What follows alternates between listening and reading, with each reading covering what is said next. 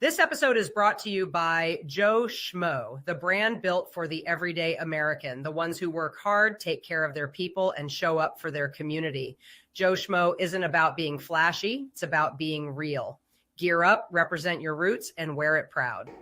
Hey everybody, I am at Bethel Hills, and I'm with Dennis Kramme.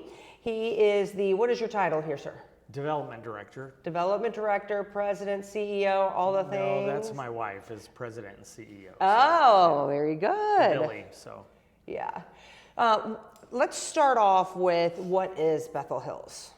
Bethel Hills is a community that we developed here 5 years ago. We just celebrated our 5th anniversary in March. Oh, happy anniversary. It's a community for folks with developmental disabilities, but also without.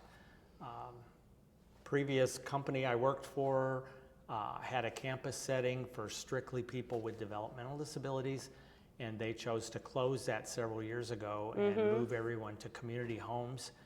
And some of the families got together and decided that they wanted community campus life for their loved ones. Yes. And we got with the Department of Mental Health. They said, you know, if you do something that's integrated with non-disabled people, oh, really? We'll buy into this. So Okay. anyway, so folks with developmental disabilities that qualify for Medicaid can apply to the Department of Mental Health to live here at Bethel Hills, and it basically helps to pay their caregivers and that. We don't provide caregiving services, so if they need help with medications or showering, toileting, bathing, dressing, shopping, financial management, they contract with a private provider through the Department of Mental Health, and that's funded that way. So very cool. So if someone is looking for a residency, and they find out about, do you have openings? we have a waiting list currently, and the situation is that, you know, I think there's one spot still available, and trying to find the right fit for that spot, because you're matching roommates, you're Sure. Looking at accessibility, just everywhere. You know, the needs of that individual versus, you know, do they need a private bathroom? Can they share a bathroom? Oh.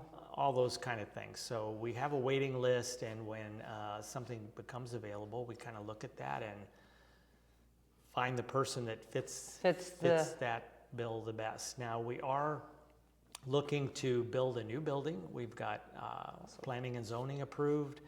We've got architectural drawings done, and I believe it'll be 9 apartments for another 11 folks. Wow. But how many acres do you guys have up here? we have 127.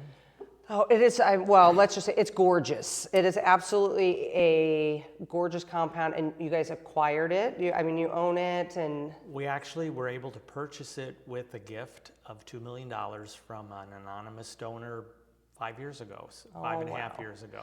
That is amazing.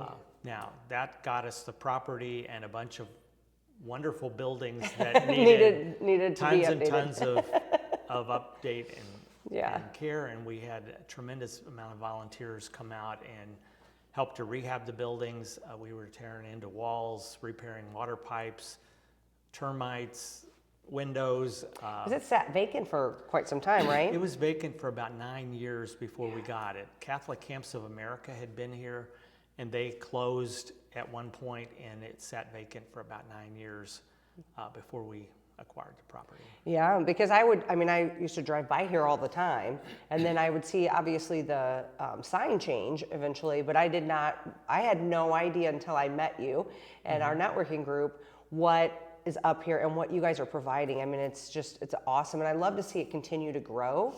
So back to, someone is looking for residency, do they contact Bethel Hills directly, or do they contact the state? They would contact Bethel Hills in order to get on the waiting list.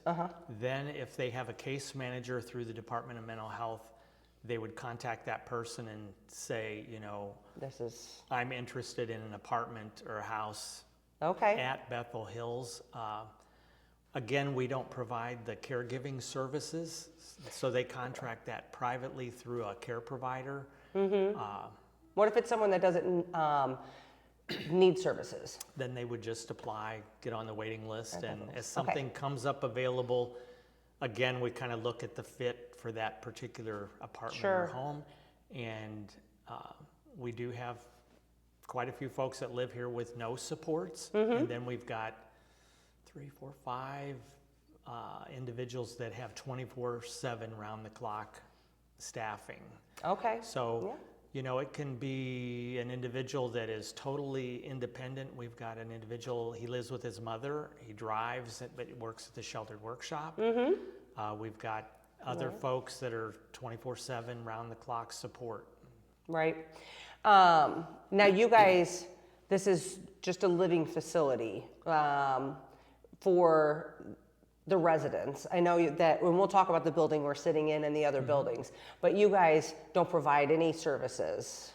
No. Yeah. Other than, well, I say we don't provide services. We don't provide charge services. Right, but, right, sure, right, I obviously. told my wife she needs to become a social worker, and because you're dealing with personalities, and when you're dealing with folks with developmental disabilities, sometimes there's conflict with each other, and so we started a social stars, I think it's called. Okay. And that's been very successful. It's kind of a group that meets like once a month, just to talk about social relationships and how to get along with one another. What a great idea. Absolutely. And that's really helped a lot. We had one situation where there are 3 efficiency apartments that share a laundry and share a kitchen and dining area. And, Okay. you left your dirty laundry or your clean laundry in the dryer. Yep. Or, you didn't empty the dishwasher, and Yeah. it's just that kind of stuff. Well, and I mean, that can happen with disabilities and without disabilities. So having the social circle, social star, I mean, it's the same as us in our business growing, you're always constantly growing and learning. Right. And cohabitating is difficult at best, and much less with a stranger, right? So what'd you call them, efficiency apartments? I'm envisioning my brother's place at college where they all had their own separate bedrooms, and then they had a shared space as far as a living room and a kitchen and all of that. These are extra large bedrooms with an efficiency, a kitchen, and a private bath. Okay. And so their large bedroom is big enough for like a recliner and a small table and chairs. So it's kind of an efficiency apartment. Yeah. And then those 3 open to a shared Space. common there. kitchen, living room, that if their family comes over and they need more space, or they all 3 want to get together and watch movies together, or they want to cook together, they can do that. If they choose to do it individually, they can. We're getting a lot of interest in the 1-bedroom apartments. So this new build that we'll be doing will have more. I think it's 4 individual 1-bedroom Interesting. units. Yeah. It just makes life easier sometimes when you can live by yourself. Don't you know, right? So let's talk about this building that we're sitting in. This is the event banquet center. So you guys will obviously have some B-roll and you can see. But so I was telling Dennis that my niece Madison had her bridal shower here, and it was absolutely stunning. It's a great space, big open windows here. So what all outside of that, or tell us about offering that service here? Well, when we bought the property, it came with all these buildings, a chapel, the event center, the gymnasium, and Oh, I didn't know there was a gym. we have a full-size gym with locker rooms and showers. And Really? it's amazing. That's where our vendor show is going to be on. Okay. Yeah, they have a vendor show coming up, but this will air after that. So they're always doing something though. And we do it every year in June. So Every year in June, there you for go. Next year, but anyway, now I lost my train of thought. Yeah, well, you guys acquired the complex with all these buildings, and Yes. so talk about what all Okay, they so offer. when we got these buildings, we started rehabbing, and then it's like, okay, we got to pay utilities on this building. How are we going to pay the utilities, because there's no rental income coming in? Sure. So we took one wing of the building, turned it into a retreat center. that we rent out through Airbnb. And the income from that and then renting the banquet room here allows us to at least generate enough income to pay the Cover the utilities on expenses. the building and some repairs. So, and it also functions as a community center for larger group activities. We do Christmas parties, family gatherings with all the residents and their families. We do a volunteer banquet once a year, and the residents help serve the food and that's cool. and all that for the volunteers. Because you guys have a lot of volunteers that are like on a daily basis up here, We have or a group of master gardeners that have come in and taken over the flower beds and developed new flower beds, and I'm like, please make everything maintenance free so that if you're not here someday that somebody can take care of it. But currently there are 3 ladies that are coming 2 or 3 days a week, weeding and planting more flowers and that sort of thing. We also have a grounds crew of mostly retired gentlemen that come in, and we've got 2 zero-turn mowers, and they take turns hopping on the mower and mowing. We have about 40 hours a week of grass mowing. just a little bit, right? During the peak. When it gets hot in the summer, it kind of slows down. But, it's growing crazy right now. Yeah. So, it's a great opportunity for them to give back to their community, but we serve lunch on Mondays for that group of volunteers, and it's just kind of a social club. Kind of is what it's become. And well, you guys, and my daughter, on the basement, not in the basement, I should say the lower level because it's all open with beautiful windows also.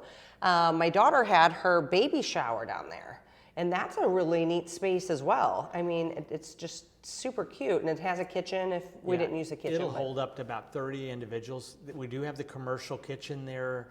When the Boys Ranch was here and the camp, they served meals out of there. We don't use it for that, so we have rented it to a lady that does gooey butter cupcakes, and she sells at farmers markets and throughout. So she rents the kitchen out So it's a commissary kitchen for the Yeah. health department reason she has to have, and so she comes usually 2 or 3 days a week and makes gooey butter cupcakes, and we get all the rejects. So.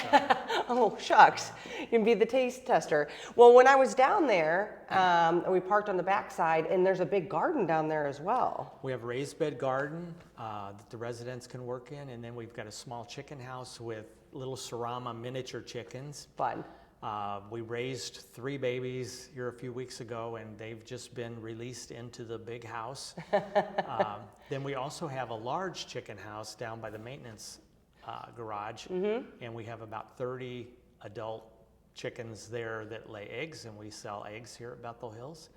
And then there's a large community garden there, as well as the aquaponics building.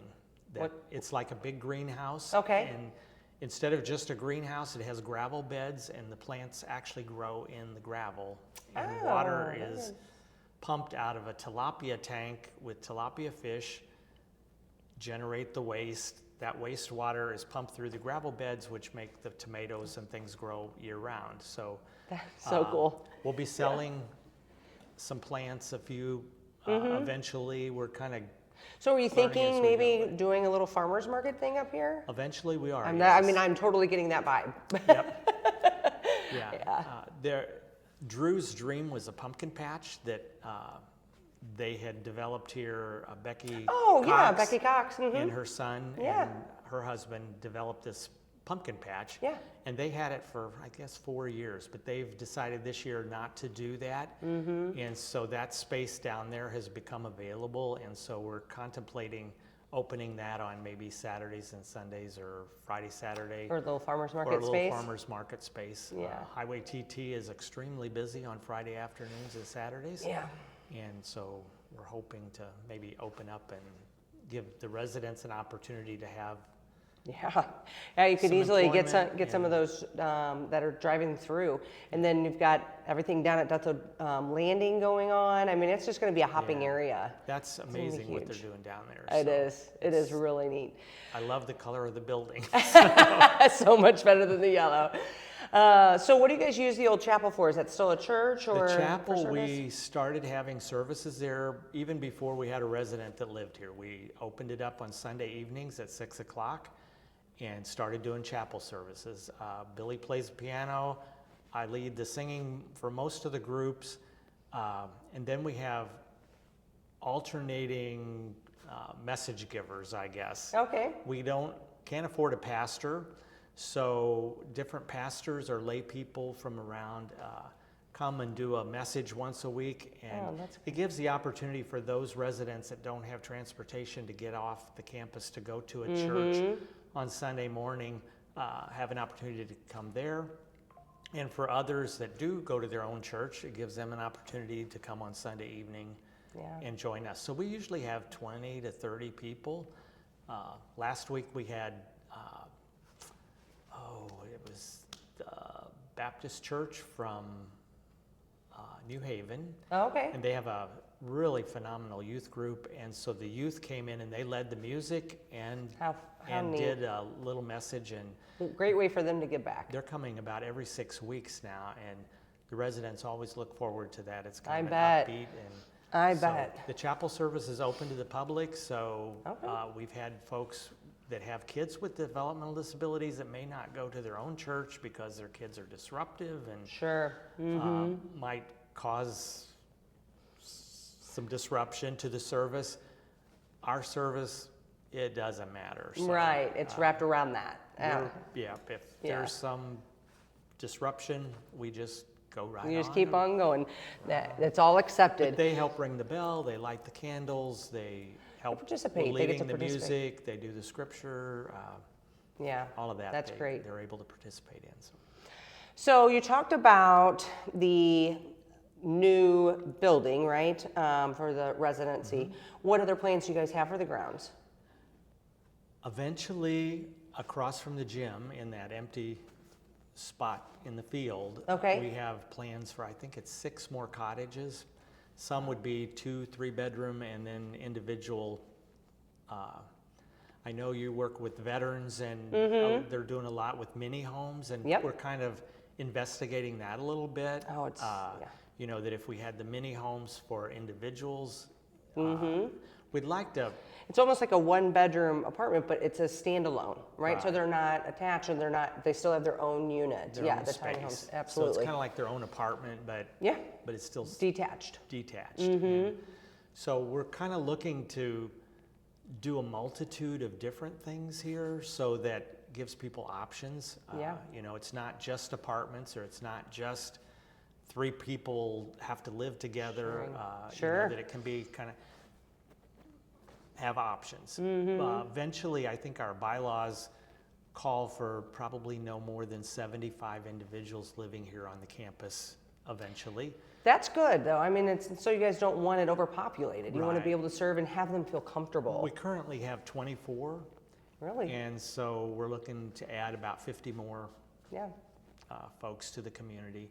Bethel Hills, again, provides the housing and then the community activity. So we have a part-time activity director funded by the county Senate Bill 40 tax money, and that person plans activities, game nights, puzzle nights. They have a cooking class, different things for the residents to do during the week. And then once a month, we have a large activity open to the general public. So people with disabilities, people without disabilities, everybody's welcome. Last month, it was Cinco de Mayo. We had a Cinco de Mayo party, tacos and all kinds of things to eat. We've had bingo nights.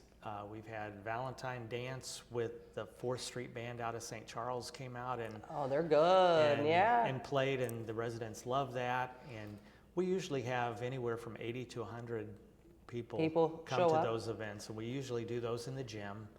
And that gym I didn't know existed. so that, you know, that kind of opens Bethel Hills up to the greater community to come in and be part of what we're doing here, and it gives us an opportunity then to showcase, introduce the community to Bethel Hills, what we're doing. Right. So we've purposely not done a lot of marketing because we have a waiting list, and you know, if we mark it, the waiting list will only get bigger and bigger, and it'll You don't want to give be people more of a false hope. challenge. and Sure. The false hope thing. So Yeah.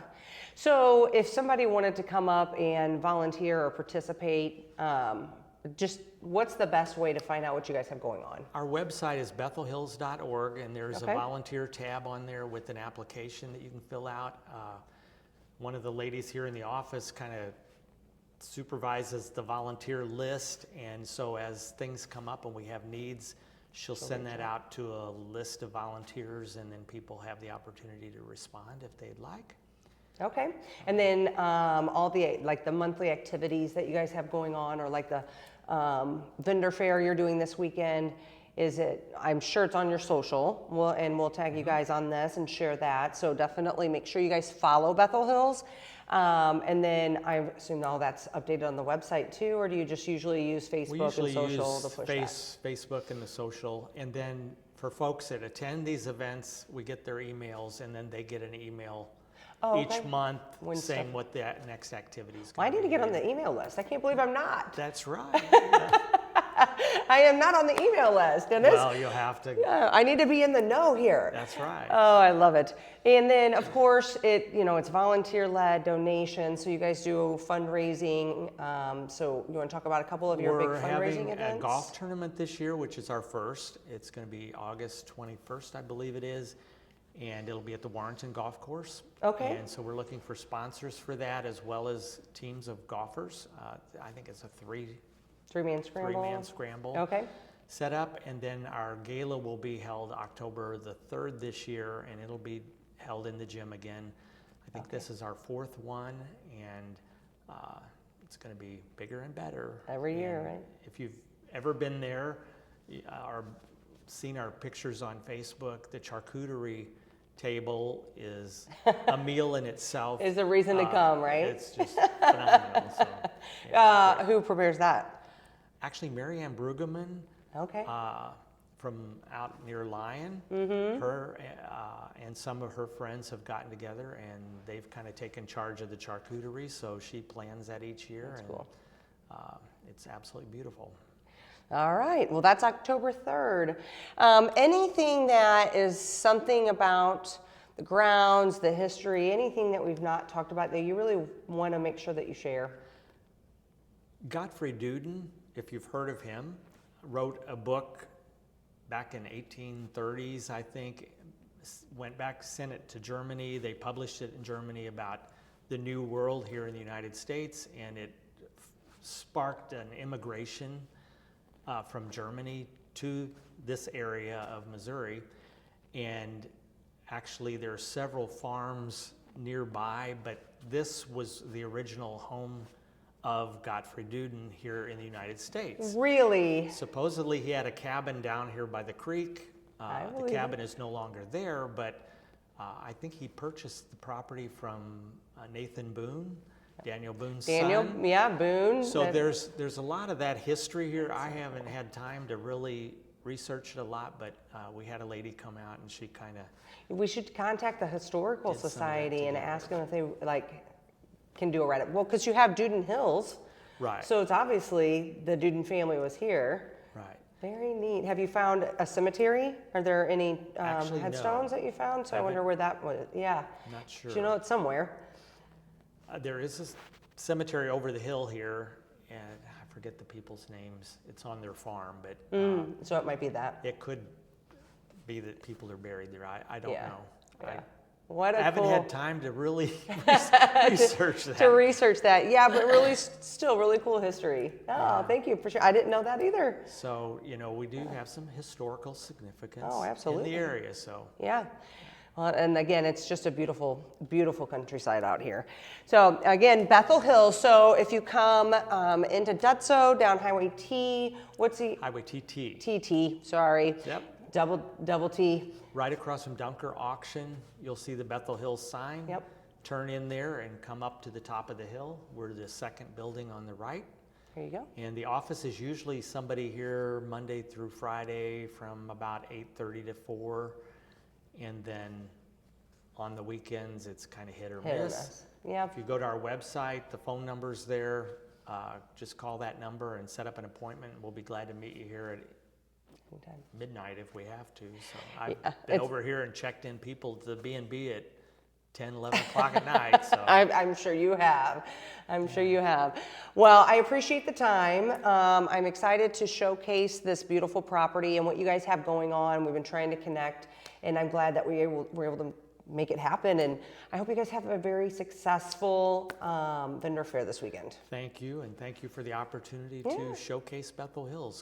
This episode is sponsored by Joe Schmo, for the everyday American who shows up, works hard, and takes pride in where they come from. Joe Schmo, simple, solid, real.